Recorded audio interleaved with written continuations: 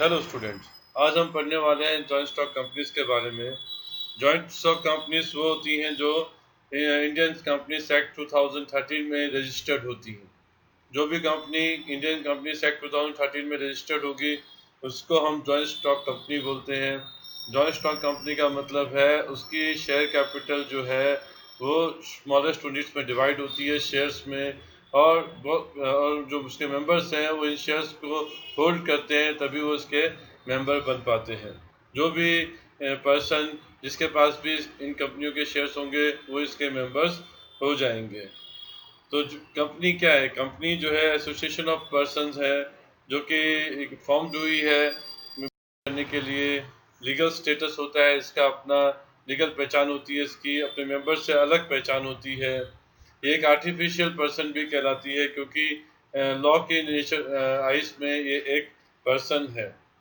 जैसे एक नेचुरल जो है चीज़ों के साथ एक नेचुरल पर्सन जैसे दूसरे के साथ कॉन्ट्रैक्ट एंटर कर सकता है, वो मनी बोरो कर सकता है, वो प्रॉपर्टी ऑन कर सकता है, उसी तरह से एक कंपनी भी जो है वो बोरो कर सकती है प्रॉपर्टी, वो लोन ले सकती है बैंक से अपने नाम पर, और कॉन्ट्रैक्ट एंटर कर सकती है दूसरों से अपने नाम पर। इस पर इसी से वो दूसरों पे केस भी कर सकती है और दूसरे उसके ऊपर भी केस कर सकते हैं। लेकिन नेचुरल पर्सन जो होता है वो तो सोता भी है, खाता भी है, सांस भी लेता है, लेकिन आर्टिफिशियल पर्सन होने के कारण कंपनी ये सब नहीं कर सकती है, इसलिए कंपनी को आर्टिफिशियल पर्सन बोला। कंपनी की सेपरेट लीगल एंटिटी है उसके मेंबर्स से। मेंबर्स के एसेट्स और लायबिलिटीज अलग होते हैं, कंपनी के एसेट्स और लायबिलिटीज अलग होते हैं। दोनों को, मेंबर्स और कंपनी को, लॉ भी एक नहीं मानता। इसका फॉर्मेशन जो है थोड़ा कॉम्प्लिकेटेड है, इतना इजी नहीं होता है। कंपनी का फॉर्मेशन अगर करना चाहते हैं तो टाइम कंज्यूमिंग होगा, एक्सपेंसिव भी होगा, कॉम्प्लिकेटेड प्रोसेस भी होगा। एक नॉर्मल पर्सन जो है अगर वो चाहे कि किसी कंपनी को रजिस्टर्ड कराए तो पॉसिबल नहीं है। उसके लिए उसको एक लीगल एक्सपर्ट्स की ओपिनियन लेनी पड़ेगी, उसको हायर करना पड़ेगा, किसी वकील को या लॉयर को हायर करना पड़ेगा। वैसे बहुत सारे डॉक्यूमेंट्स प्रिपेयर करने पड़ते हैं और बहुत सारे लीगल रिक्वायरमेंट्स को फुलफिल करना पड़ता है। बिना कंपनी को रजिस्टर्ड कराए इंडियन कंपनीज एक्ट 2013 में कोई भी कंपनी स्टार्ट नहीं कर सकता है। नेक्स्ट है कंपनी का feature perpetual succession. Perpetual succession का मतलब है कंपनी काम करती रहती है परपेचुअली, इन अनडेफिनेट टाइम पीरियड के लिए वो काम करती है, एग्जिस्ट करती है, भले ही उसके मेंबर्स आए या जाएं, उससे फर्क नहीं पड़ता है, कंपनी जो है वो काम करती रहेगी। कंट्रोल, नेक्स्ट है कंट्रोल। जो कंपनी का कंट्रोल होता है बोर्ड ऑफ डायरेक्टर्स के हाथ में होता है। बोर्ड ऑफ डायरेक्टर्स जो है रिप्रेजेंटेटिव्स होते हैं शेयर होल्डर्स के, शेयर होल्डर्स ही उनको इलेक्ट करते हैं और बोर्ड ऑफ डायरेक्टर्स के मेंबर्स बनाते हैं। शेयर ये उनकी जो अकाउंटेबिलिटी है बोर्ड ऑफ डायरेक्टर्स के डायरेक्टली शेयर होल्डर्स की तरफ होती है। ये बोर्ड ऑफ डायरेक्टर्स जो है ये कंपनी के हायर ऑफिशियल्स को अपॉइंट करते हैं ताकि कंपनी को चलाया जा सके, उसके बिजनेस को रन किया जा सके। शेयर होल्डर्स डायरेक्टली इन्वॉल्व नहीं होते हैं डे टू डे अफेयर्स में। डे टू डे अफेयर्स में बोर्ड ऑफ डायरेक्टर्स भी इन्वॉल्व नहीं होते हैं, लेकिन board of directors higher officials को अपॉइंट करते हैं और हायर ऑफिशियल्स जो है वो बोर्ड ऑफ डायरेक्टर्स वो जो है कंपनी को डे टू डे अफेयर्स देखते हैं। लाइबिलिटी, कंपनी की लाइबिलिटी जो है लिमिटेड होती है, उसके मेंबर्स की लायबिलिटी लिमिटेड है। कंपनी के जो क्रेडिटर्स हैं वो कंपनी के ही एसेट्स को बेच के अपने क्लेम को सेटल कर सकते हैं, तो मेंबर्स के एसेट्स को नहीं बेच पाएंगे। मेंबर्स को कुछ भी कंट्रीब्यूट नहीं करना पड़ता है, केवल मेंबर उतना ही कंट्रीब्यूट करते हैं जितना उन्होंने कैपिटल का पेमेंट नहीं किया। जैसे किसी कंपनी के शेयर की फेस वैल्यू 10 रुपया है और उस पर 8 रुपीज़ जो है मेंबर्स पे कर चुके हैं, तो जो 2 रुपया अभी तक पे नहीं किया वही मेंबर से मांगा जा सकता है जब कंपनी को जो है इंसॉल्वेंट घोषित कर दिया, कंपनी को बंद किया गया जा रहा हो। नेक्स्ट है company common seal. Common seal का मतलब है कि कंपनी के पास कॉमन सील हो भी सकता है या नहीं भी, अपना स्टैम्प, अपना जो है उसका ठप्पा जिसे बोलेंगे कॉमन सील, हो भी सकती है और नहीं भी हो सकती है। कंपनी की अगर कॉमन सील है, स्टैम्प है, तो वो हर डॉक्यूमेंट के ऊपर जिस पे भी कंपनी कोई भी एग्रीमेंट करती किसी के साथ या एंटर करती किसी के साथ एग्रीमेंट में, तो उसके ऊपर वो सील लगाई जाती है और ठप्पा लगाया जाता है। कंपनी का अगर सील नहीं है तो जो भी आदमी ऑथराइज्ड होगा, कंपनी का बोर्ड जिसको ऑथराइज्ड करेगा, वो जो है उसके ऊपर ठप्पा लगाए, अपना सिग्नेचर करेगा।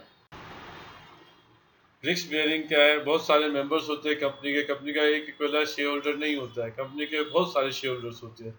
अगर रिलायंस इंडस्ट्रीज देखेंगे तो उसमें लाखों लोग शेयर होल्डर्स हैं। तो इतने ज़्यादा शेयर होल्डर्स हैं कि जो रिस्क होता है वो उन सब में डिस्ट्रीब्यूट हो जाता है, तो काफ़ी कम जो है रिस्क रहता है।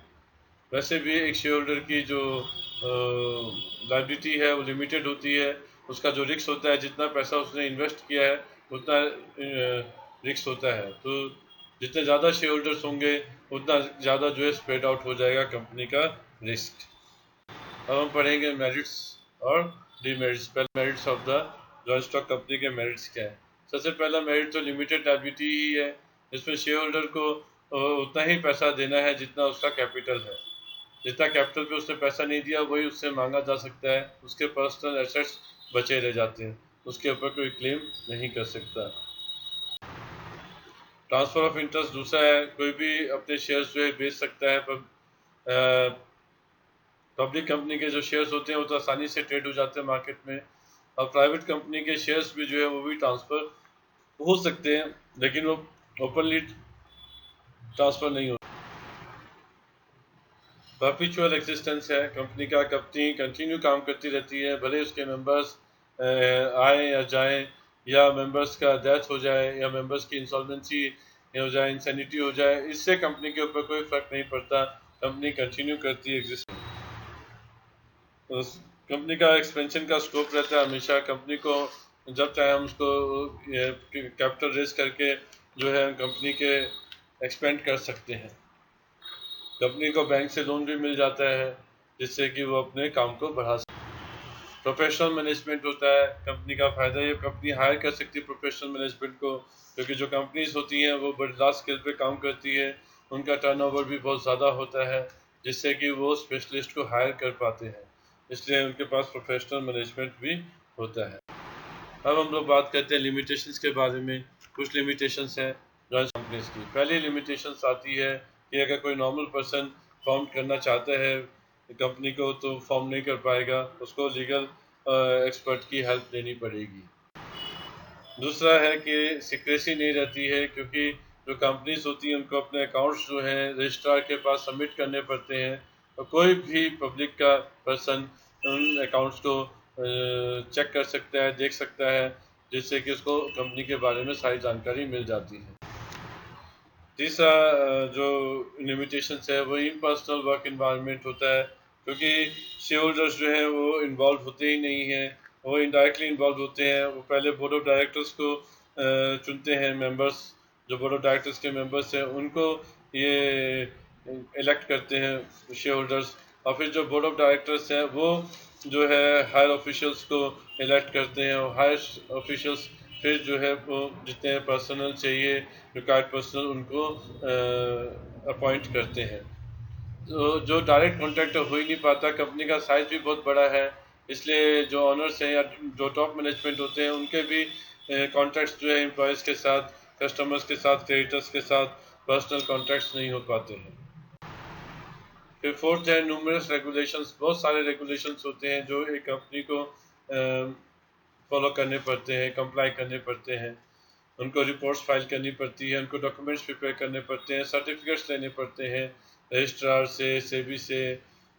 तो जो ऑपरेशंस की फ्रीडम है वो काफ़ी कम हो जाती है, बहुत ज़्यादा पैसा, एफर्ट और टाइम जो है इसमें वेस्ट होते हैं। फिर जो पांचवा जो लिमिटेशंस है वो है delay in decision making. Decision making जो है डिलेड हो जाता है कंपनी को, क्योंकि कोई भी डिसीजन लेना है तो पहले बोर्ड ऑफ डायरेक्टर्स की मीटिंग बुलानी पड़ती है। बोर्ड ऑफ डायरेक्टर्स की मीटिंग बुलाने के पहले जो है सब जितने मेंबर्स होते हैं सबको एक नोटिस भेजना पड़ता है, फिर समय लगता है जब वो मीटिंग अरेंज होती है। उसके बाद जो है कुछ प्रपोजल्स में शेयर होल्डर्स की जो है अप्रूवल भी लेना पड़ सकता है, तो उसमें भी जो है टाइम लगता है, इसलिए कोई भी डिसीजन लेते हैं कंपनी में तो वो समय लगता है। ओलिगार्किक मैनेजमेंट है। ओलिगार्किक मैनेजमेंट का मतलब है कि जो रियल डिसीजन मेकिंग पावर होती है वो फ्यू हैंड्स में होती है। तो जो बोर्ड ऑफ डायरेक्टर्स होते हैं वो बेसिकली पूरा का पूरा जो है कंट्रोल कंपनी का करते हैं। शेयर होल्डर्स तो बहुत सारे होते हैं और पूरी कंट्री में फैले होते हैं, तो जनरल मीटिंग जब होती है शेयर होल्डर्स की तो काफ़ी कम शेयर होल्डर्स उसको अटेंड कर पाते हैं, और जो अटेंड करते हैं फिर वही जो है बोर्ड ऑफ डायरेक्टर्स के मेंबर्स को भी इलेक्ट करते हैं।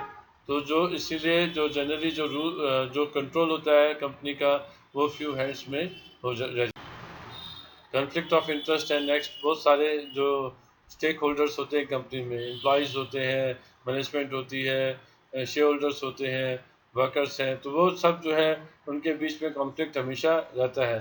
शेयर होल्डर्स चाहते हैं कि ज़्यादा रिटर्न्स मिले डिविडेंड के फॉर्म में, और उनके शेयर्स की वैल्यू बढ़े, और एम्प्लॉयज़ चाहते हैं कि उनके जो है हायर सैलरीज मिले, कंज्यूमर्स चाहते हैं कि बेटर क्वालिटी प्रोडक्ट मिले, तो इसलिए इन सब के बीच में कॉन्फ्लिक्ट रहता है। अब है टाइप्स ऑफ कंपनीज के बारे में। 3 तरह की कंपनीज हैं, एक 1% कंपनी है, एक प्राइवेट कंपनी है, और तीसरा जो है वो पब्लिक कंपनी है। 1% कंपनी मतलब एक ही मेंबर होता है, मिनिमम एक ही मेंबर रहता है, उसमें मिनिमम मैक्सिमम नहीं है, उसमें एक ही मेंबर है। और प्राइवेट कंपनी में कम से कम 2 मेंबर होने चाहिए, और जो पब्लिक कंपनी है उसमें कम से कम 7 मेंबर्स का होना ज़रूरी। अब पढ़ते हैं 1% कंपनी के बारे में। इसमें एक ही पर्सन जो है मेंबर होता है, एक ही शेयर होल्डर होता है, वही जो मेंबर है वही शेयर होल्डर है। इसकी भी लीगल सेपरेट लीगल एंटिटी होती है, लिमिटेड लायबिलिटी होती है, परपेचुअल सक्सेशन होता है। इसमें किसी माइनर को मेंबर नहीं बना सकते।